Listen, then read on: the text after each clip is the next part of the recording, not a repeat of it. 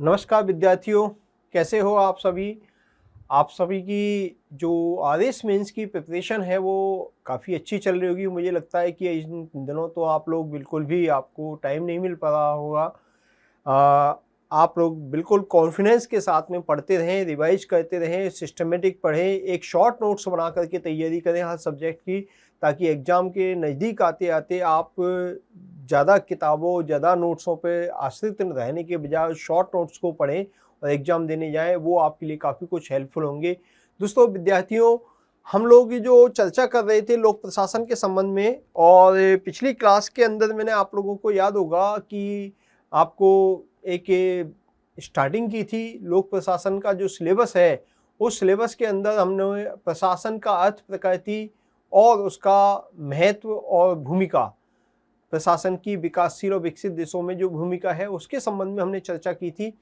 अब हम उसी चर्चा को, उसी सीरीज को आगे बढ़ाते हैं।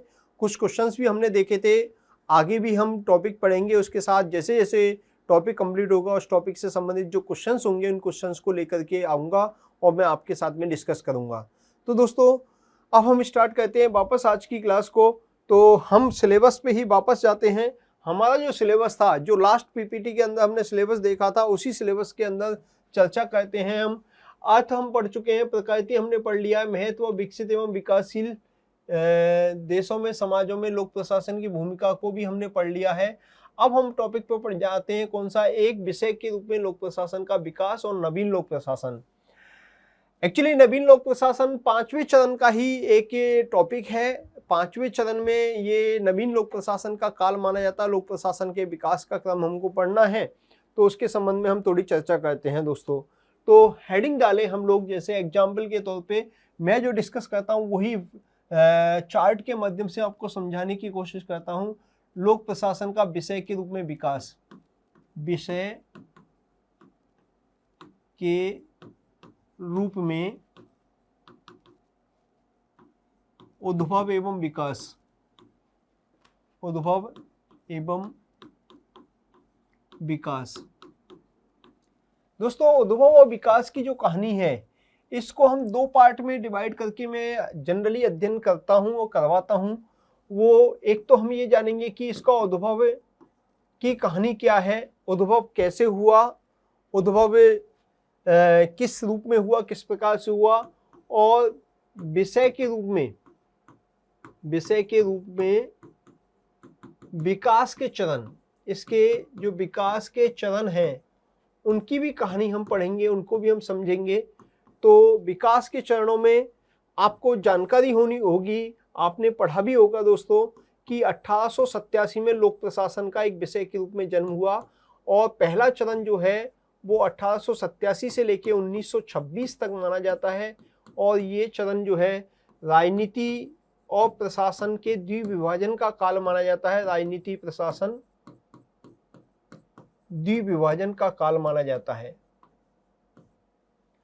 दूसरा जो चरण है दोस्तों, आप लोगों को जानकारी होगी कि 1927 से लेकर के 1937 तक, 37 तक, ये शास्त्रीय सिद्धांतों का काल, यानी सिद्धांतों का स्वर्ण काल के नाम से भी जाना जाता है।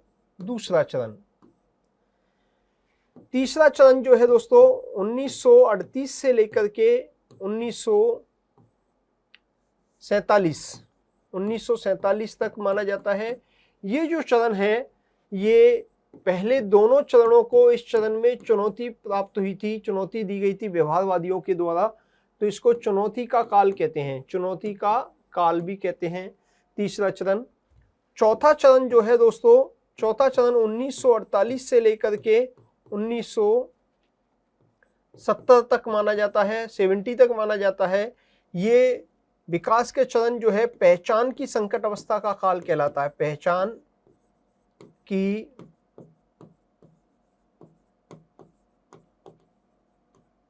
पहचान की संकट अवस्था का काल कहलाता है। और फिर इसके बाद पांचवा चरण जो है 1971 से लेकर के 1990 तक, ये जो चरण है, ये चरण पहचान की संकट अवस्था के साथ में अगला जो ये 1971 से 1990 तक का जो काल है, ये काल नवलोक प्रशासन का काल कहलाता है। क्या कहलाता है? नवलोक प्रशासन। नवलोक प्रशासन का काल या न्यू पब्लिक एडमिनिस्ट्रेशन इरा के नाम से भी जाना जाता है। और छठवां चरण जो है, जो 1991 से लेकर के अभी तक जारी है, अभी तक चल रहा है, अब तक जारी है, ये जो चरण है ये नवलोक प्रबंधन का काल कहलाता है, गुड गवर्नेंस का काल कहलाता है। एलपीजी के दौर में प्रशासन, लोक प्रशासन की अवधारणा का काल कहलाता है नवलोक प्रबंध काल। दोस्तों ये 6 चरण हैं, इन 6 चरणों को हम पढ़ते हैं, आप लोगों ने भी पढ़े होंगे कहीं ना कहीं, लेकिन इससे पहले भी कुछ और इम्पोर्टेंट जानकारियां जो मैं अपनी क्लासेस के अंदर पढ़ाता हूं उसको भी हम शेयर कर लेते हैं, साझा कर लेते हैं। यहाँ से भी क्वेश्चन बन सकता है। उद्भव के संदर्भ में लोक प्रशासन का जो उद्भव है उसके उद्भव के 1887 से पहले की क्या कहानी हुई, 1887 में इस विषय का जन्म हुआ था, उससे पहले लोक प्रशासन के क्षेत्र में क्या कोई गतिविधियां चल रही थी, क्या क्रियाकलाप हो रहे थे, उद्भव की क्या कहानी है उसको भी हम समझेंगे। 1887 से पूर्व की स्थिति समझेंगे। और दूसरा, इसके विषय के रूप में जो उद्भव हुआ अमेरिका में हुआ, तो अमेरिका में ही इसका उद्भव क्या हुआ, क्यों हुआ, क्या कारण थे, तो उद्भव के कारणों की चर्चा भी हम यहाँ पे करेंगे दोस्तों। तो सबसे पहले तो हम शुरुआत करते हैं दोस्तों, ये तो चरण मैंने आपको लिख दिए हैं समझाने के लिए। अब हम बात करेंगे दोस्तों कि उद्भव के क्या क्या कारण थे और उससे 1887 से पूर्व की स्थिति क्या थी। तो सबसे पहली बात तो दोस्तों आप लोगों को जानकारी होनी चाहिए कि एक प्रक्रिया के रूप में, प्रोसेस के रूप में, लोक प्रशासन का विषय के रूप में जन्म भले ही 1887 में हुआ हो, लेकिन प्रशासन का या लोक प्रशासन का जन्म एक गतिविधि के रूप में तब से ही माना जाता है जब मनुष्य सभ्य समाज में रहने लगा था। सभ्य समाज में लगभग ईसा से भी 2500 साल पहले जब मनुष्य बहुत प्राचीनतम सभ्यताएं जैसे सिंधु घाटी सभ्यता या मिस्र की मेसोपोटामिया की सभ्यता या नील नदी की, मिस्र की नील नदी वाली जो सभ्यता है, ये भारत की सिंधु घाटी सभ्यता है या इराक ईरान की मेसोपोटामिया सभ्यता, ये विश्व की जो 4 प्राचीनतम सभ्यताओं को माना जाता है। उस सभ्यता के टाइम में जब मनुष्य सभ्य जीवन जीने लगा तो सभ्य जीवन जीने के साथ साथ मनुष्य राजनीतिक गतिविधियां भी करने लगा, सामाजिक गतिविधियां करने लगा, धार्मिक क्रियाकलाप करने लगा। तो जब राजनीतिक क्रियाकलाप होने लगे तो राजनीतिक क्रियाकलापों को यानी राजनीतिक गतिविधियां होने लगी, चाहे वो कबीलाई शासन था, चाहे वो राजा महाराजाओं का शासन था या सामंतवादी व्यवस्था थी, कैसी भी व्यवस्था थी, उस समय की जो व्यवस्थाएं थी उनमें राजा महाराजाओं के आदेश निर्देशों को जब लागू किया जाता था तो लागू करने वाली गतिविधियों के रूप में प्रशासन एक प्रक्रिया के रूप में मौजूद था, यानी प्रशासन का जन्म हो गया। तो प्रक्रिया के रूप में इसका जन्म सभ्यता के उद्भव के साथ ही हो गया, यानी लोक प्रशासन एक प्रक्रिया के रूप में सभ्यता के उद्भव के साथ इसका जन्म हुआ। जब राजनीति का उद्भव हुआ तो उसके साथ प्रशासन का उद्भव अपने आप ही राजनीति के साथ साथ हो गया। दोस्तों हजारों सालों तक प्रक्रिया के रूप में लोक प्रशासन चलता रहा, लेकिन वैश्विक स्तर पर एक जर्मनी और ऑस्ट्रिया के कैमरलवादी समूह, जर्मनी और ऑस्ट्रिया के कैमरलवादी समूह जो थे, उन कैमरलवादी समूहों के द्वारा 18वीं सदी के उत्तरार्ध में कैमरलवादी समूह जर्मनी और ऑस्ट्रिया के विद्वानों का समूह था और इसका प्रसिद्ध विद्वान का नाम था जॉर्ज जिंके। क्या नाम था दोस्तों? जॉर्ज जिंके इसका प्रसिद्ध विद्वान था।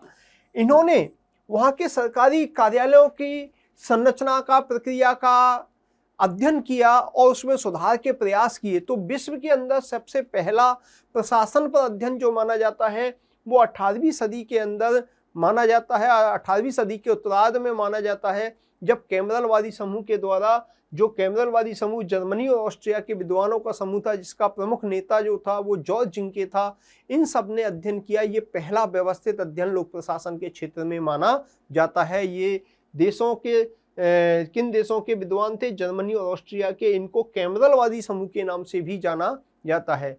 फिर इसके बाद दोस्तों अमेरिका में एक और बात हुई। अमेरिका के अंदर हैमिल्टन नाम के एक विचारक थे, हैमिल्टन।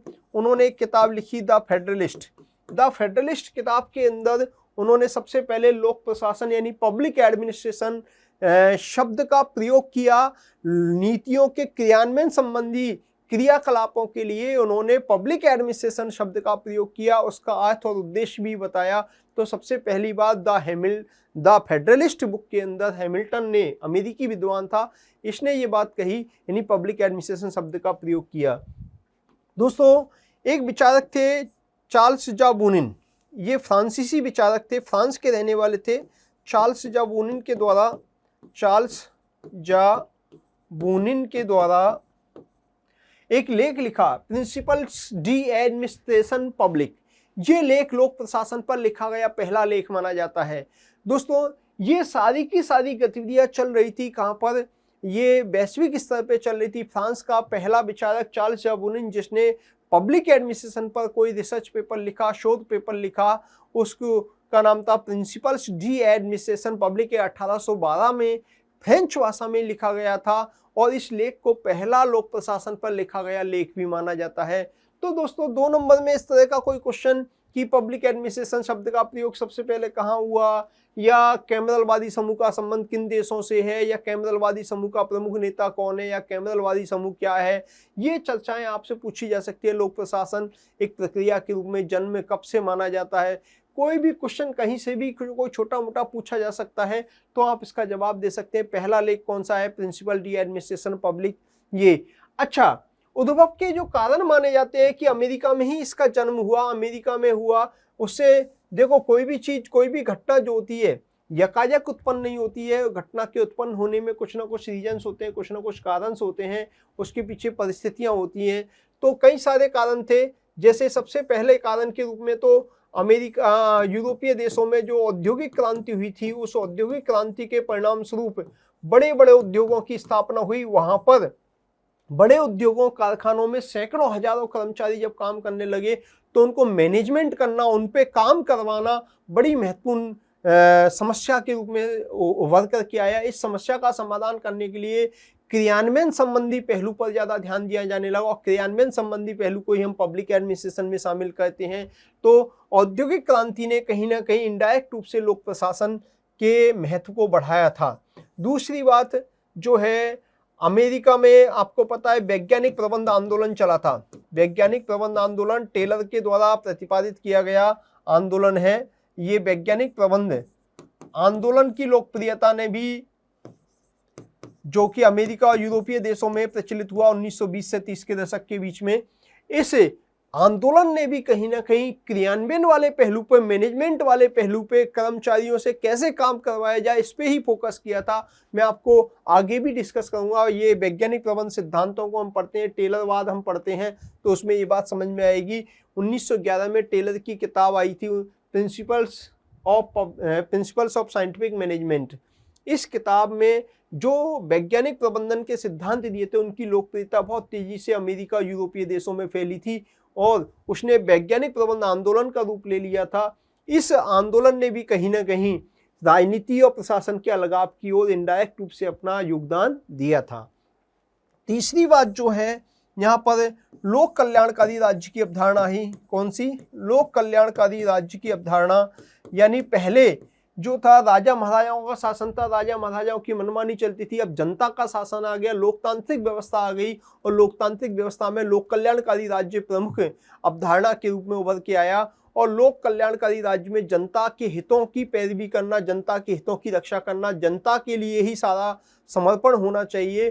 तो सरकारी गतिविधियां 100% जन केंद्रित होने लग गई, यानी जनता को अच्छी नीतियां ही नहीं, उनका क्रियान्वयन भी जनता तक होना चाहिए। इस बात ने जिम्मेदारियां सरकार की बढ़ा दी, और सरकार की जिम्मेदारियां बढ़ाई गई तो उनका इम्प्लीमेंटेशन पार्ट पे भी फोकस किया गया, यानी लोक प्रशासन पर भी अध्ययन करने पर इस लोक कल्याणकारी राज्य की अवधारणा ने भी योगदान दिया। बहुत सारे देश जो हैं आज़ाद हुए, आज़ादी के पश्चात उन देशों में लोकतांत्रिक सरकारों की स्थापना हुई, लोक कल्याणकारी राज्यों की स्थापना हुई, और लोक कल्याणकारी राज्यों की स्थापना ने कहीं ना कहीं प्रशासन में सुधार लाने पर फोकस किया, यानी प्रशासनिक पहलू पर ध्यान देने की बात कही। राजनीति से, एक तरह से राजनीति के परिप्रेक्ष्य में जब लोक प्रशासन था, राजनीति से अलग नहीं था, तो राजनीति पर फोकस ज़्यादा किया जाता था, प्रशासन पर कम ध्यान दिया जाता था।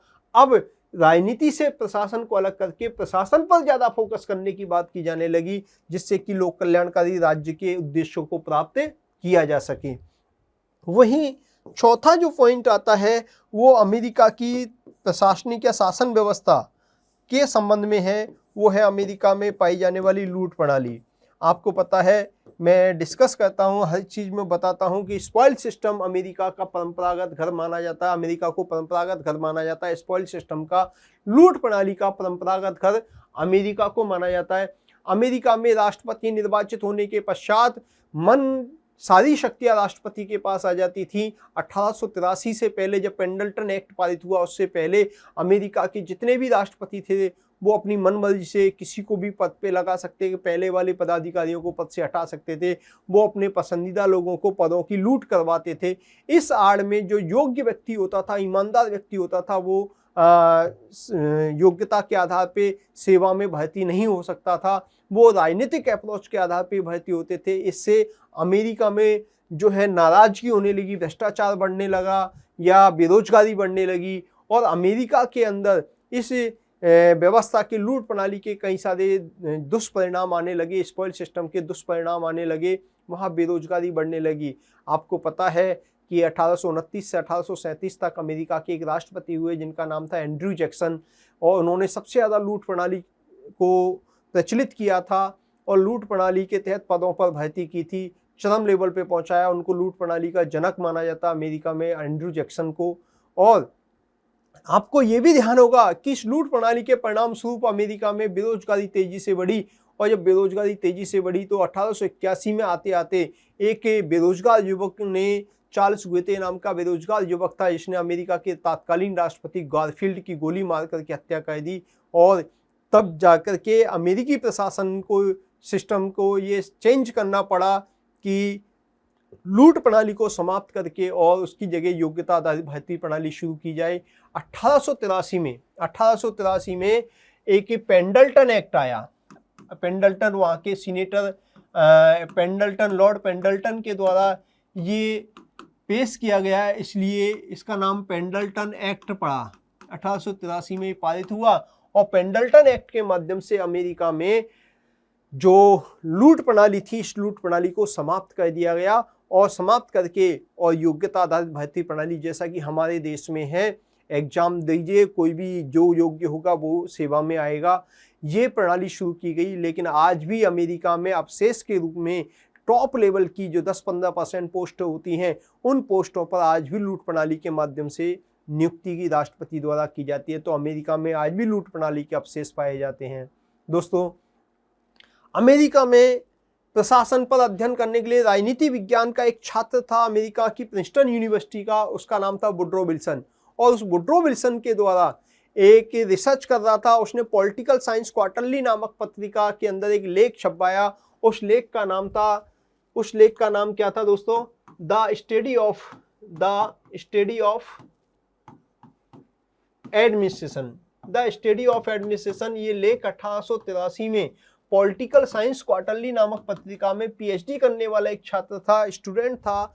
उस पीएचडी करने वाले छात्र ने एक लेख लिखा। उस लेख में पहली बार इन्होंने कहा कि राजनीतिक सवाल और प्रशासनिक सवाल अलग अलग होते हैं। इसने कहा कि प्रशासन और राजनीति दोनों अलग क्षेत्र है। लोक प्रशासन का काम नीति क्रियान्वयन करना है, राजनीति का काम नीति निर्माण करना है। दोनों बिल्कुल अलग अलग चीजें हैं। संविधान का निर्माण करने की तुलना में संविधान को लागू करना अधिक मुश्किल कार्य है। उन्होंने कहा कि प्रशासन एक पेशेवर अनुशासन है, और वहीं राजनीति में उठापटक और जल्दीबाजी पाई जाती है। वहीं उन्होंने कहा कि 2200 साल पहले हमने जो अध्ययन शुरू किया था उसका नवीनतम फल आज जाके हमको मिला है, आज हमारे समय में मिला है। ये हमारा सौभाग्य है, और वो नवीनतम फल है राजनीति विज्ञान से लोक प्रशासन का अलगाव, यानी अलग विषय के रूप में जन्म होना। ये सारे के सारे तर्क वुड्रो विल्सन साहब ने अपने लेख में लिखे, और यहीं से लोक प्रशासन के जो पहला चरण है, लोक प्रशासन के विषय के रूप में जो जन्म हुआ 1887 से माना जाता, राजनीति प्रशासन द्विभाजन काल, जो पहला चरण है, उस पहले चरण की शुरुआत होती है। और द स्टडी ऑफ एडमिनिस्ट्रेशन वह लेख है जिस लेख के माध्यम से लोक प्रशासन को राजनीति से अलग करने की पहली बार सिफारिश की गई थी। ये मुद्दा उठाया गया था। दोस्तों ये वुड्रो विल्सन साहब वही हैं जो बाद में अमेरिका के प्रेसिडेंट बने। 1914 से 1918 के बीच में ये अमेरिका के प्रेसिडेंट रहे, जिन्होंने राष्ट्र संघ की स्थापना करवाने में अपना योगदान दिया, जिनको बाद में शांति के लिए नोबेल पुरस्कार भी इनको प्राप्त हुआ था। विल्सन के 14 सूत्र जो फॉर्मूला है वो हम लोग पढ़ते हैं राजनीति के अंदर, राजनीति विज्ञान के अंदर। तो ये वुड्रो विल्सन साहब को लोक प्रशासन का जनक माना जाता है। यहीं से पहले चरण की शुरुआत हो जाती है 1887 से 1926 राजनीति प्रशासन द्विविभाजन काल। राजनीति प्रशासन द्विविभाजन काल की जो चर्चा है, इस चरण में मेनली राजनीति से प्रशासन को अलग किया जाए, इसी पे फोकस किया गया। इसी चरण में एक और अमेरिकी विचारक आए जिनका क्या नाम था, इनका नाम था दोस्तों, इनका नाम था फ्रैंक गुडनाउ। फ्रैंक गुडनाउ नाम के विचारक आए और फ्रैंक गुडनाउ ने 1900 में एक किताब लिखी। उस किताब का नाम था politics and administration. Politics and administration, ये 1900 में किताब लिखी और इस किताब का नाम ही दे दिया राजनीति और प्रशासन। और इस किताब में इन्होंने वुड्रो विल्सन की बात का पूरी तरह से समर्थन किया। उन्होंने कहा कि लोक प्रशासन और राजनीति वास्तव में बिल्कुल अलग अलग हैं। राजनीतिक सवाल प्रशासनिक सवाल नहीं होते, प्रशासनिक सवाल राजनीतिक सवाल नहीं होते। इस तरह की चर्चा इन्होंने करी और इन्होंने अमेरिकी प्रशासन पे काफी अध्ययन किया था, इसलिए इन्हें अमेरिकी लोक प्रशासन का जनक भी माना जाता है। दोस्तों पहले चरण में ये बात की जा रही थी लोक प्रशासन को राजनीति से अलग माना जाए नहीं माना जाए। विभिन्न विचारकों में ये मतभेद थे। कुछ लोग कहते नहीं राजनीति और प्रशासन अलग नहीं हो सकता, और कुछ लोग कहते थे कि राजनीति और प्रशासन अलग अलग विषय हो सकते हैं। तो लोक प्रशासन के क्षेत्र में आपको याद होगा जब पहला चरण चल रहा था 1926 तक, यानी इस ड्यूरेशन में टेलर का वैज्ञानिक प्रबंध आंदोलन भी चलता है। इस वैज्ञानिक प्रबंध आंदोलन ने भी कहीं ना कहीं इस पहले चरण में जो अलगाववाद है, इस अलगाववाद को राजनीति प्रशासन द्विविभाजन का अलगाव है, इस पर इन्होंने फोकस किया था। इस चरण में ये भी मांग की जा रही थी कि लोक प्रशासन जो है राजनीति विज्ञान से अलग है, तो इसकी विषय वस्तु क्या है, यूनिवर्सिटी कॉलेजों में इसको क्या पढ़ाया जाए, क्या इसका सिलेबस होना चाहिए। तो इसको पढ़ाने के संबंध में 1926 में एक किताब आई। 1926 में एल.डी. वाइट की किताब आई। एल.डी. वाइट साहब की किताब आई, एन इंट्रोडक्शन टू द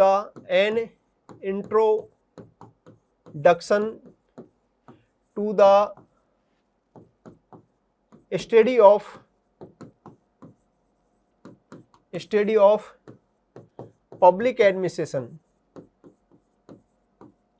ये 1926 में किताब आई और ये एल.डी. वाइट साहब ने किताब लिखी। ये किताब जो है 1926 में लिखने के साथ में लोक प्रशासन की विषय वस्तु के बारे में इसमें चर्चा की गई कि लोक प्रशासन की विषय वस्तु में क्या क्या आएगा, क्या क्या बातें इसमें शामिल होंगी।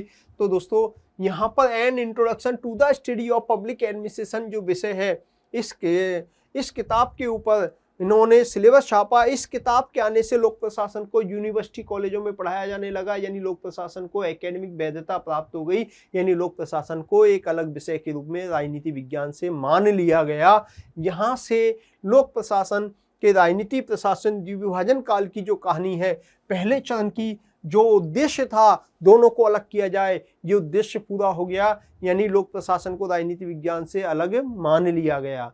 तो यहाँ पर इसको अलग विषय के रूप में पहचान मिलने लगी। अब डिमांड ये होने लगी कि लोक प्रशासन अगर अलग विषय है तो आर्ट का विषय है या साइंस का विषय है। साइंस का विषय है तो इसके सार्वभौमिक सिद्धांत होने चाहिए, और आर्ट का विषय है तो इसके लचीले सिद्धांत हो सकते हैं। तो विभिन्न विचारकों में इसको आर्ट या साइंस के रूप में सिद्ध करने पे होड़ लग गई और इसके सार्वभौमिक सिद्धांतों की खोज पे फोकस किया जाने लगा। दोस्तों दूसरा चरण जो है 1927 से लेकर 1937 तक ये सिद्धांतों का स्वर्णकाल कहलाता है। क्यों कहलाता है सिद्धांतों का स्वर्णकाल? क्योंकि यहाँ पर सिद्धांतों के स्वर्णकाल इसको इसलिए कहते हैं दोस्तों, क्योंकि इस चरण में सिद्धांतों के ऊपर बहुत ज्यादा फोकस किया गया। शास्त्रीय विचारकों का चरण माना जाता है। हम अधिगम पढ़ाएंगे तो विभिन्न विचारक विचारधाराओं के बारे में पढ़ेंगे। आपने पढ़ रखा होगा तो आप लोग थोड़ा सा रिवीजन कर लें। मैं तो आगे वाला जो टॉपिक लूंगा उसमें ये बात अपने आप ही आपको आ जाएगी। हालांकि मैं जब पढ़ाता हूँ तो पहले उस सिद्धांतों या अधिगम वाले टॉपिक को ही पढ़ाता हूँ, फिर इसको उद्भव विकास को पढ़ाता हूँ। लेकिन अब रिवीजन क्लास है, आप तो कहीं ना कहीं पढ़ चुके हैं, पहले से सारी चीज़ें जानते हैं, तो उसको पढ़ लीजिएगा। पढ़ने के साथ में फिर हम इसको एक रैपिड रिवीजन के रूप में उद्भव विकास की कहानी अकॉर्डिंग टू सिलेबस में लेने जा रहा हूँ, तो उसको आप लोग समझिएगा। लेकिन ये उद्भव विकास आपको तब समझ में आता है अच्छे से जब आप प्रशासन के जो सिद्धांत अधिगम जो हैं उन अधिगमों को हम पढ़ लेते हैं अच्छे से। वैज्ञानिक प्रबंध सिद्धांत, शास्त्रीय सिद्धांत, मानव संबंध सिद्धांत, व्यवहारवादी सिद्धांत, व्यवस्थावादी सिद्धांत, इन सिद्धांतों को, इन थ्योरीज को हम पढ़ लेते हैं, तब जाकर के हमको ये सही से समझ में आता है। तो मैं आपको सिलेबस के अकॉर्डिंग रैपिड रिवीजन करवा रहा हूँ। मैं मान के चल रहा हूँ कि आपने ये थ्योरी सारी की सारी पढ़ रखी है, तो आप इसको रिलेट कर सकते हैं। इसलिए नहीं तो क्लासेस के अंदर मैं हमेशा थ्योरीज को पहले पढ़ाता हूँ, विकास की जो चरण है इनको हम बाद में डिस्कस करते हैं। तो दोस्तों, पहले चरण में लोक प्रशासन को विषय के रूप में स्थापना हो गई। अब विषय के रूप में इसकी प्रकृति क्या है, कला है, विज्ञान है, इसकी बात की जाने लगी। विज्ञान है तो इसके सार्वभौमिक सिद्धांत। तो 1927 में एक विचारक आया। इस विचारक का नाम था बिलोबी। क्या नाम था? बिलोबी। और बिलोबी ने क्या किया कि बिलोबी ने एक किताब लिख दी, principles of public administration. Principles of public administration जो किताब है, इस किताब में लोक प्रशासन के सिद्धांतों, प्रिंसिपल्स ऑफ पब्लिक एडमिनिस्ट्रेशन, ये 1927 में किताब लिखी। इस किताब में लोक प्रशासन के सिद्धांतों की चर्चा की गई। और लोक प्रशासन के सिद्धांतों की चर्चा करने वाला पहला विचारक कौन हो गया? बिलोबी हो गया। बिलोबी को शास्त्रीय सिद्धांतों का या सार्वभौमिक सिद्धांतों का जनक के रूप में जाना जा रहा था। लेकिन 1929 में एक और घटना घटित हुई। 1929 में एक किताब थी, general and industrial management, Henry Fayol के द्वारा लिखी गई किताब, फ्रेंच भाषा में। ये 1916 में फ्रेंच भाषा में लिखी थी। इस किताब का 1929 में इंग्लिश में ट्रांसलेशन आया, अंग्रेजी में अनुवाद आया, और पता लगा कि जिन सार्वभौमिक सिद्धांतों की खोज बिलोबी ने 1927 में की है, 1916 में हेनरी फ्योल के द्वारा ये सिद्धांत पहले से ही बता दिए गए। यानी सार्वभौमिक सिद्धांतों की बात करने वाला पहला विचारक जो है कौन था? हेनरी फ्योल था। इसलिए हेनरी फ्योल को शास्त्रीय सिद्धांतों का जनक या पिता माना जाता है। इस चरण के अंदर प्रशासन के संरचना पर ज्यादा फोकस किया गया। किस पर फोकस किया गया? संरचना पर, स्ट्रक्चर पर ज्यादा फोकस किया गया। संरचनात्मक उपागम को इसमें अपनाया गया। संरचनात्मक उपागम यानी संरचना को ही सर्वे सर्वा माना गया। प्रशासन को मशीन के रूप में और कर्मचारी को मशीन के पुर्जे के रूप में देखा गया। आपको ये पता है कि संगठन में काम करने वाले कर्मचारी को ये मशीन का पुर्जा यानी आर्थिक मनुष्य के रूप में देखते हैं। और आर्थिक मनुष्य की अवधारणा कर्मचारी को भीड़ तंत्र के रूप में देखती है। भीड़ में वो एक दूसरे से कटा हुआ है, अलग थलग है, कोई किसी से जुड़ा हुआ नहीं है। व्यक्ति सेल्फिश होता है, अपने लिए ज्यादा से ज्यादा पैसा कमाना चाहता है, निजी हितों से संचालित होता है। ये अवधारणा आर्थिक मनुष्य की अवधारणा कहलाती है। ये संरचना पे ज्यादा फोकस करते हैं, औपचारिक संरचना के पुनः निर्माण पे बल देते हैं। जितने भी शास्त्रीय विचारक हैं उनका यह चरण माना जाता है। शास्त्रीय विचारकों ने सार्वभौमिक सिद्धांतों की खोज पे बल दिया, चाहे वो हेनरी फ्योल हो, चाहे लूथर गुलिक हो, चाहे मुन्ने रेले हो, चाहे ओरबिक हो, चाहे मैक्स वेबर हो। ये जितने भी विचारक थे, बिलोबी वगैरह, इन सब ने जो है सार्वभौमिक सिद्धांतों की खोज पे बल दिया और सार्वभौमिक सिद्धांतों के आधार पर संरचना को पुनः निर्माण करके और संगठन को बेहतर बनाने की बात की। औपचारिक नियम कानूनों पर इन्होंने ज्यादातर फोकस किया था। औपचारिक नियम कानूनों पर इन्होंने ज्यादातर फोकस किया था। तो औपचारिकता पे बल देते हैं। ये संगठन में कर्मचारी के व्यवहार पर ध्यान नहीं देते। ये जो है केवल और केवल सार्वभौमिक सिद्धांतों की खोज के आधार पर प्रशासन को विज्ञान बनाने की बात करते हैं। तो दूसरा चरण सार्वभौमिक सिद्धांतों की खोज के आधार पर विज्ञान बनाने की बात करता है। इस चरण में बहुत सारे शास्त्रीय विचारक आए। इनमें से प्रमुख शास्त्रीय विचारक था लूथर गुलिक। लूथर गुलिक ने एक किताब लिखी थी, लूथर गुलिक और ओरबिक ने मिलकर के 1937 में, उसका नाम था papers on the science of administration, लोक प्रशासन के विज्ञान पर एक निबंध। और इस किताब के अंदर 1937 में ये दावा कर दिया गया कि लोक प्रशासन अब विज्ञान बन गया है। यानी आपको ध्यान होगा कि हेनरी फ्योल ने 14 सिद्धांत दिए थे, सार्वभौमिक सिद्धांत। लूथर गुलिक ने 10 सिद्धांत दिए थे। 10 सिद्धांतों में इसने कार्य विशेषीकरण को सबसे प्रमुख सिद्धांत माना था और 10 सिद्धांतों के आधार पर इसने कहा कि लोक प्रशासन अब विज्ञान बन गया है, विज्ञान होने का दावा कर दिया गया। तो जो दूसरा चरण था, दूसरा चरण जो था सिद्धांतों का स्वर्णकाल, ये सिद्धांतों के स्वर्णकाल यानी इसमें सार्वभौमिक सिद्धांतों पे ज्यादा फोकस किया गया। ये 1937 में अपने चरम लेवल पे पहुंचा, इसलिए इस चरण को 1937 का काल माना जाता है। 1937 तक काल इसका टाइम माना जाता है, 27 से लेके 37 तक माना जाता है। दोस्तों, पहले और दूसरे चरण में जब प्रशासन को, लोक प्रशासन को अलग विषय के रूप में नहीं, विज्ञान के रूप में भी मान्यता प्राप्त हो गई, तो वहीं तीसरा चरण जो शुरू होता है, जब दूसरा चरण चल रहा था उसी टाइम पे हॉथॉर्न एक्सपेरिमेंट चल रहे थे, जिनके परिणाम स्वरूप एल्टन मे और उसके साथियों ने मानव संबंध विचारधारा का आगाज किया था। और मानव संबंध विचारधारा का विकसित रूप जो है व्यवहारवादी विचारधारा के रूप में आता है। ये सारी विचारधाराएं आपने पढ़ी होंगी और मैं भी आपको इनको डिस्कस करूंगा, तो उसमें आगे की क्लास में आपके सामने ये वापस से आ जाएंगी। तो व्यवहारवादी विचारधारा जब आई, साइमन जब विचारक आया, जो सबसे बड़ा व्यवहारवादी विचारक था, उसने आकर के पहले दोनों चरणों की बातों को चुनौती दे दी, सिद्धांतों को कहावतें कह दिया था, सिद्धांतों की आलोचना करके उसने कहावतें कह दिया था। और राजनीति प्रशासन द्विविभाजन का इसने खंडन कर दिया, क्योंकि निर्णय निर्माण की जो अवधारणा दी उसमें तथ्य मूल्यों के आधार पे निर्णय लिए जाते हैं। शासन जो है तथ्य मूल्यों के आधार पे चलाया जाता है। तथ्य लोक प्रशासन को दर्शाते हैं, मूल्य जो है राजनीति को दर्शाता है। क्या होना चाहिए ये राजनीति तय करती है, और कैसे होता है ये प्रशासन के द्वारा होता है। तो दोनों मूल्य और तथ्य दोनों ही चीजें जो हैं ये अलग अलग नहीं हो सकती। निर्णय केवल तथ्यों के आधार पे नहीं हो सकता और केवल मूल्यों के आधार पे नहीं हो सकता। हमेशा जो निर्णय लिए जाते हैं वो तथ्यों मूल्यों के आधार पे लिए जाते हैं, यानी शासन व्यवस्था संबंधी निर्णय जो है वो तथ्यों मूल्य के आधार पे लिए जाते हैं। क्या होना चाहिए और क्या है, दोनों को ध्यान में रखा जाता है। शासन व्यवस्था रूपी रथ के दो पहिए हैं, तथ्य और मूल्य, प्रशासन और राजनीति, दोनों अलग अलग नहीं हो सकते। एक भी पहिया बाहर हो गया तो शासन रूपी रथ नहीं चल पाएगा। इस बात को ढंग से समझाया, मैं बहुत डिटेल से इसको पढ़ाता हूँ तो उसमें समझाता हूँ सारी बातें। तो चुनौती का काल जो है इन तीसरे चरण में दोनों चरणों को क्या दे दी गई, चुनौती दे दी गई। इसलिए तीसरे चरण को क्या नाम दे दिया गया, चुनौती का काल कहा गया। क्या कहा गया, चुनौती का काल कहा गया। तो दोस्तों, आपको पहले मेरा मानना है वो थोड़ा सा रिवीजन करना पड़ेगा, चीजों को, थ्योरीज को पढ़ना पड़ेगा, तब जाकर के अच्छे से समझ में आएगा। मैं आपको रैपिड रिवीजन करा रहा हूँ। मैं उम्मीद कर रहा हूँ कि आप लोगों ने वो थ्योरीज पढ़ी हुई हैं, आपको समझ में आ रही है, तो आप इस चीज़ को, मेरे पॉइंट को समझ रहे होंगे, क्योंकि मैं हर बात को बहुत ज़्यादा डीप नहीं जा सकता, लेकिन फिर भी काम काम की चीज़ें सारी बता रहा हूँ। तो पहले दोनों चरणों की बातों को तीसरे चरण में चुनौती दे दी गई व्यवहारवादियों में, खासकर साइमन के द्वारा, हर्बर्ट साइमन के द्वारा। इसलिए इस तीसरे चरण को चुनौती का काल कहते हैं। यहाँ चुनौती का काल मिलने से चौथा चरण जो है पहचान की संकट अवस्था का चरण माना जाता है, क्योंकि अब लोक प्रशासन विषय के रूप में इसको पहचान की संकट उत्पन्न हो गया। इसका भविष्य क्या रहेगा, अंधकार में हो गया, इसको अंधकार युग के नाम से भी जाना जाता है। लेकिन दोस्तों, हम चौथे चरण और आगे के चरणों को पे चर्चा बाद में करेंगे, क्योंकि चौथे चरण में विकास प्रशासन की बात भी करेंगे जो आपके सिलेबस में अलग से है। फिर पांचवा चरण नवीन लोक प्रशासन जो सिलेबस में स्पेशली मेंशन है, और नव लोक प्रबंधन जो कि लोक प्रबंधन के नए आयाम के अंदर भी आता है। ये टॉपिक बहुत इंपॉर्टेंट है इन तीनों चरणों के। लेकिन उससे पहले हम लास्ट के तीनों चरणों से पहले के तीनों चरणों से आए हुए क्वेश्चंस की हम चर्चा कर लेते हैं कि क्या क्या क्वेश्चंस इसमें आए हुए हैं, क्या क्या बातें होती हैं।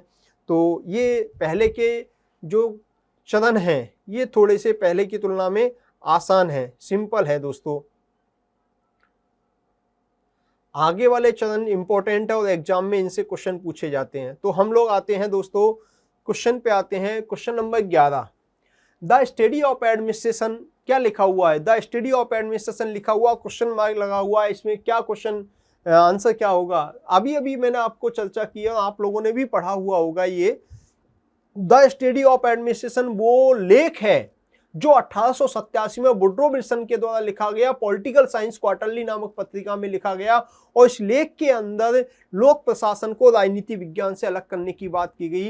यानी लोक प्रशासन और राजनीति के द्विविभाजन की शुरुआत जो है पहली बार जिस लेख में हुई थी, उस लेख का नाम है द स्टडी ऑफ एडमिनिस्ट्रेशन, यानी प्रशासन का अध्ययन, प्रशासन का अध्ययन। ये वुड्रो विल्सन के द्वारा लिखा गया लेख है। इसमें पहली बार राजनीति और प्रशासन को अलग करने पे बल दिया। और पॉलिटिकल साइंस क्वार्टरली नामक पत्रिका में छपा। वुड्रो विल्सन को लोक प्रशासन का पिता माना जाता है। इन सारी बातों को आपको शॉर्ट में लिखना है। आप लिख सकते हैं, इस लेख के द्वारा राजनीति प्रशासन द्विविभाजन काल की शुरुआत हुई। दूसरा पॉइंट, वुड्रो विल्सन द्वारा लिखा गया, कॉमा पॉलिटिकल साइंस क्वार्टरली पत्रिका में प्रकाशित। अगला पॉइंट कॉमा लगा करके लिखिए, राजनीति और प्रशासन को अलग विषय माना गया। बस इस तरह से आप 2-3 लाइन 2-3 फैक्ट इसमें दे दीजिए, आपका ये क्वेश्चन 15 शब्दों में आपका कंप्लीट हो जाएगा। और बड़ा क्वेश्चन है तो इसके अंदर क्या क्या लिखा गया था उसकी भी चर्चा कर सकते हैं। जो मैंने स्टेटमेंट बताए थे, संविधान का निर्माण करने की तुलना में क्रियान्वयन करना ज़्यादा मुश्किल है, प्रशासनिक सवाल, राजनीतिक सवाल नहीं, कई सारी जो चीज़ें जो इसमें स्टेटमेंट है वो स्टेटमेंट इसके अंदर 2-4 स्टेटमेंट और लिख सकते हैं, तो ये और बड़ा आंसर हो जाएगा। नेक्स्ट क्वेश्चन पे चलें। वुड्रो विल्सन को लोक प्रशासन का जनक माना जाता है, क्यों? क्योंकि पहला विचारक है जिसने लोक प्रशासन को राजनीति विज्ञान से अलग करने की सिफारिश की थी। और किस लेख में की थी? द स्टडी ऑफ एडमिनिस्ट्रेशन में की थी। और ये एक आध कथन लिख देना। तो क्वेश्चन की शब्द सीमा पर डिपेंड करेगा कि क्या क्वेश्चन की शब्द सीमा है, वो आपको इसमें बतानी है। तो वुड्रो विल्सन को लोक प्रशासन का जनक माना जाता है क्योंकि पहली बार लोक प्रशासन और राजनीति विज्ञान को अलग अलग विषय मानने की बात कहने वाला विचारक माना है। ये पॉलिटिकल साइंस क्वार्टरली नामक पत्रिका में प्रकाशित लेख द स्टडी ऑफ एडमिनिस्ट्रेशन से इसे अलग अलग करने की बात कही थी, इसलिए इसको जनक माना जाता है। तो जो बातें हैं इनको शब्दों में पिरो करके आपको लिखना है। Introduction to the study of public administration, ये किताब का ही नाम है। और introduction to the public administration, जो study of the public administration किताब एल.डी. वाइट के द्वारा 1926 में लिखी गई, ये लोक प्रशासन की पहली पाठ्य पुस्तक है क्योंकि इस किताब के प्रकाशन से लोक प्रशासन को एकेडमिक लेवल पर मान्यता प्राप्त हो गई थी। यानी पहला चरम लेवल पे पहुंचा राजनीति प्रशासन द्विविभाजन काल इस किताब के प्रकाशन से अपने चरम पर पहुंच गया था। ये सारी बातें आपको इसमें लिखनी है। इतनी बातें आप लिखोगे तो आपका आंसर ठीक हो जाएगा, कोई दिक्कत आपको नहीं आएगी। अमेरिकी लोक प्रशासन का जनक फ्रैंक गुडनाउ को माना जाता है। पॉलिटिक्स एंड एडमिनिस्ट्रेशन किताब है इनकी, 1900 में लिखी थी। तो ये भी आपका बहुत आसान सा क्वेश्चन है, अभी मैंने इस पर चर्चा की थी। नेक्स्ट क्वेश्चन पे बात करें, लोक प्रशासन पर लिखे गए पहले लेख का शीर्षक क्या है? पहला लेख, अभी आप लोग कंफ्यूज होते हैं, गलती करते हैं, द स्टडी ऑफ एडमिनिस्ट्रेशन लिख देंगे पहला लेख। द स्टडी ऑफ एडमिनिस्ट्रेशन पहला लेख नहीं है। पहला लेख चार्ल्स बुनिन के द्वारा लिखा गया, प्रिंसिपल्स डी एडमिनिस्ट्रेशन पब्लिक। क्या है? Principles D administration.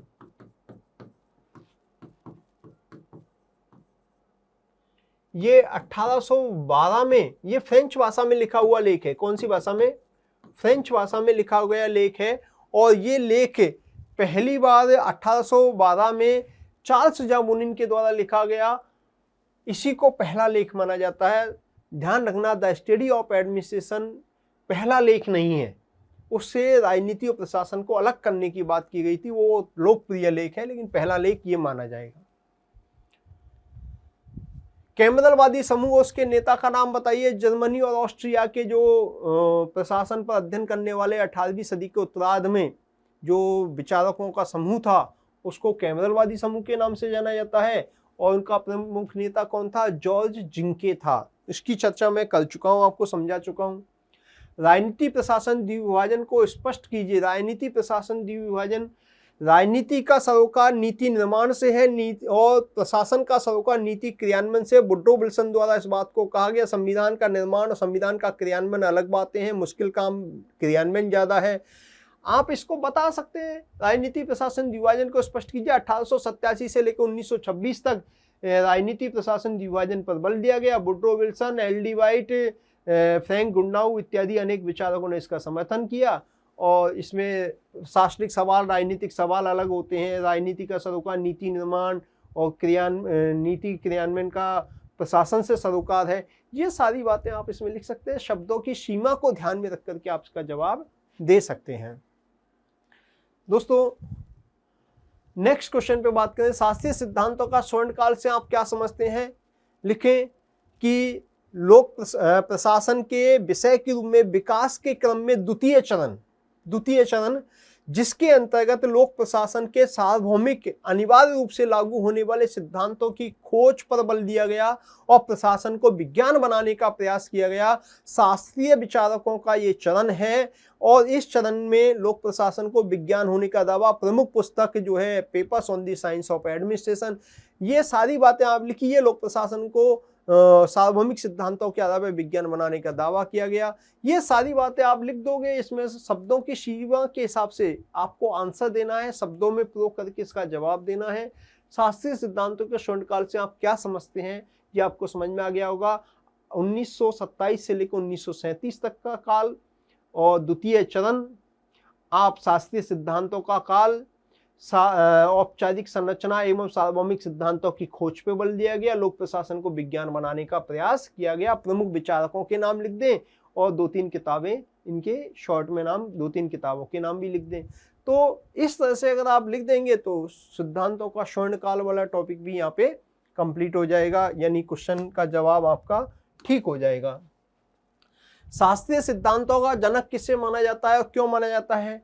मैंने अभी आपको बताया कि शास्त्रीय सिद्धांतों का जनक हेनरी फेयोल को माना जाता है, क्योंकि 1916 में उनके द्वारा लिखी गई किताब जनरल एंड इंडस्ट्रियल मैनेजमेंट जो किताब है वो फ्रेंच भाषा में लिखी गई थी, और फ्रेंच भाषा में जो लिखी गई किताब है जनरल एंड इंडस्ट्रियल मैनेजमेंट, इस किताब के अंदर पहली बार प्रशासन के 14 सिद्धांतों की, सार्वभौमिक सिद्धांतों की खोज की गई। इसलिए इस हेनरी फेयोल को शास्त्रीय सिद्धांतों का जनक माना जाता है। ये बातें आपको इस क्वेश्चन के जवाब में लिखनी है। शास्त्रीय सिद्धांतों पर लिखी गई स्वर्णिम पुस्तक का नाम अभी मैंने आपको बताया था, papers on the science of administration, papers on the science of administration. ये 1937 में गुलिक और उर्विक के द्वारा, दो विचारक हैं, गुलिक, मेन तो गुलिक का योगदान है मेनली, लेकिन इसमें साथ में जो सहयोगी हैं गुलिक और उर्विक, इन दोनों ने मिलकर के किताब लिखी थी और इस किताब के अंदर कार्य विशेषीकरण को सबसे प्रमुख सिद्धांत माना गया था। तो आप इसके बारे में लिख सकते हैं सारी बातें। मैं समझता हूँ कि ये भी क्वेश्चन आपका सॉल्व हो गया होगा। प्रशासन एक ललित कला है, टिप्पणी कीजिए। ये ऑर्डर टीड की स्टेटमेंट है, प्रशासन को कला मानते हैं। इसने जैसे मूर्ति कला, स्थापत्य कला, संगीत कला, चित्रकला एक फाइन आर्ट होती है, इसी तरह से लोक प्रशासन भी फाइन आर्ट है, क्योंकि इसमें प्रैक्टिस, अभ्यास का महत्व होता है। इसके अंदर जो प्रैक्टिस का, अभ्यास का महत्व होता है, इसके अंदर क्रमिक विकास का महत्व होता है, प्रशिक्षण का महत्व होता है, जन्मजात गुण हो सकते हैं। यानी जो कलात्मक विशेषताएं, वो सारी की सारी कलात्मक विशेषताएं आपको इसके अंदर लिखनी है जो मैंने आपको पढ़ाई थी। तो ये ऑर्डर टीड का कथन है, ये भी आपको पता होना चाहिए। अब देखिए, हमारी सभ्यता असफल होती है तो इसका मुख्य कारक प्रशासन का विखंडन होगा, टिप्पणी कीजिए। ये जो क्वेश्चन है, ये क्वेश्चन लोक प्रशासन के महत्व या भूमिका से जुड़ा हुआ है, लोक प्रशासन के महत्व से स्पेशली जुड़ा हुआ है। यानी सभ्यता का अस्तित्व ही किस पे डिपेंड करता है? प्रशासन पे डिपेंड करता है। अगर प्रशासन विखंडित हो जाएगा तो सभ्यता नष्ट हो जाएगी। ये बात इस बात को दर्शा रहा है। तो आपको इस सब्जेक्ट, इसका पल्लवन करना है, एक तरह से विस्तार करना है। विस्तार कैसे करना है कि सभ्यता और प्रशासन का क्या रिलेशन है। जैसे लॉ एंड ऑर्डर को मेंटेन करने में प्रशासन की भूमिका है, या जनसंख्या वृद्धि के कारण जो उत्पन्न समस्याएं, नगरीकरण के कारण उत्पन्न समस्याएं, इंडस्ट्रियलाइजेशन के कारण समस्याएं, जो भी चीजें, या आतंकवाद से उत्पन्न समस्याएं हैं, या क्रॉस बॉर्डर जो भी तस्करी वगैरह, अवैध व्यापार है, उससे संबंधित समस्याएं, ये कहीं ना कहीं सभ्यता के लिए नुकसानदायक है। तो इन सबसे लड़ने में प्रशासन का महत्वपूर्ण योगदान होता है। इन सब बातों को लिखना है आपको। इसका आंसर आपको प्रॉपर डिटेल में, बड़ा क्वेश्चन बनेगा इस पर, और इस क्वेश्चन का आप जवाब दे सकते हैं। ये आपकी क्रिएटिविटी को देखता है कि आप कितना क्रिएटिवली इसका आंसर दे पाते हैं। नेक्स्ट बात करें, भारत जैसे विकासशील देशों में लोक प्रशासन का क्या महत्व है। ये तो आपसे बेहतर कोई नहीं लिख सकता, इसका कोई किताबी आंसर भी नहीं हो सकता। मेरा मानना है आप कॉमन सेंस से जितना यूज करेंगे इसका जवाब दे पाएंगे। भारत में वेलफेयर स्टेट की अवधारणा, यहाँ लॉ एंड ऑर्डर संबंधी समस्याएं भी बहुत सारी मौजूद हैं। यहाँ पर विकासात्मक गतिविधियां भी बहुत सारी संचालित की जाती हैं। यहाँ पर हम लोग गरीब देशों की स्थिति से उबर करके विकसित देशों की स्थिति में, यानी संक्रमणशील समाज से गुजर रहे हैं, संक्रमणशील अवस्था से, प्रेग्मेटिक सोसाइटी से हम गुजर रहे हैं। तो दोनों तरह की जो समस्याएं, उन समस्याओं से हमें निपटना है और हमारे देश को विकासात्मक गतिविधियों को संचालित करते हुए भविष्य में एक विकसित राष्ट्र के रूप में स्थापित करना है।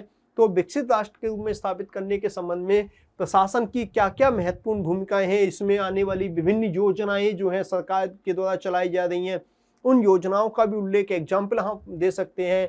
हमारी समस्याएं क्या क्या, उनके बारे में बताएं, उनका समाधान प्रशासन कैसे कर रहा है। ये सारी बातों का उल्लेख करते हुए आप इसका जवाब एक तरह से निबंध टाइप में भी हो सकता है, तो इसका आंसर आप दे सकते हैं, लेकिन कोशिश करें पॉइंटों में दें।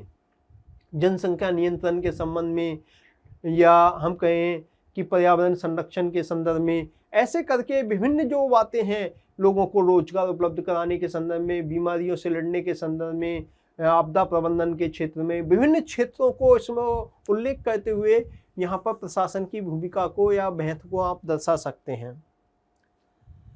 लोक प्रशासन के विषय के रूप में उद्भव के प्रमुख कारणों का उल्लेख कीजिए। 4 कारण मैंने आपको बताए थे। औद्योगिक विकास, औद्योगिकरण, दूसरा बताया था साइंटिफिक मैनेजमेंट मूवमेंट, वैज्ञानिक प्रबंध आंदोलन, तीसरा बताया था लोक कल्याणकारी राज्य की अवधारणा, और चौथा बताया था अमेरिका में पाई जाने वाली स्पॉइल सिस्टम, लूट प्रणाली के दुष्परिणाम। इन सबके परिणाम स्वरूप जो है लोक प्रशासन का अमेरिका में जन्म हुआ था विषय के रूप में 1887 में। जो कहानी मैंने अभी थोड़ी देर पहले बताई थी वो आप इसमें आसानी से बता सकते हैं। अब इसके बाद में ये टॉपिक हम आगे जब जहाँ पर आएगा वहाँ पर इसकी चर्चा करेंगे। तो अभी हम आज की जो लेक्चर है, आज की जो क्लास है, इसको हम यहीं पे विराम देते हैं। दोस्तों, मैं चाहता हूँ कि आप लोग एक बार अधिगम वाला जो टॉपिक है, लोक प्रशासन के अधिगम या उपागम वाले टॉपिक, उसको भी पढ़ लें, और नवीन लोक प्रशासन या आप लोक प्रबंधन के नए आयाम या विकास प्रशासन, इन टॉपिक्स को भी आप अच्छे से एक बार पढ़ लें आपके नोट्स में जो भी कुछ पढ़ा है, ताकि आप लोग मेरे साथ रिवाइज प्रॉपर तरीके से कर सकें, चीज़ों को लिंक कर सकें, तो आपको उससे ज़्यादा बेनिफिट होगा। नेक्स्ट क्लास में हम लोग चौथा, पांचवा और छठवां चरण की बात करेंगे, साथ में विकास प्रशासन, नवीन लोक प्रशासन और लोक प्रबंधन के नए आयाम यानी NPM, नव लोक प्रबंधन की चर्चा भी हम वहाँ पर कर लेंगे, गुड गवर्नेंस की चर्चा भी वहाँ पे कर लेंगे। तो महत्वपूर्ण टॉपिक आने वाले जो लेक्चर है उसमें बहुत महत्वपूर्ण टॉपिक है, उनको थोड़ा सा आप लोग स्टडी कर लें अपनी कॉपी से, और क्वेश्चंस क्या बनते हैं उनकी भी हम चर्चा क्लास में कर लेंगे। तो दोस्तों, नेक्स्ट क्लास में मिलते हैं, तब तक के लिए धन्यवाद, नमस्कार।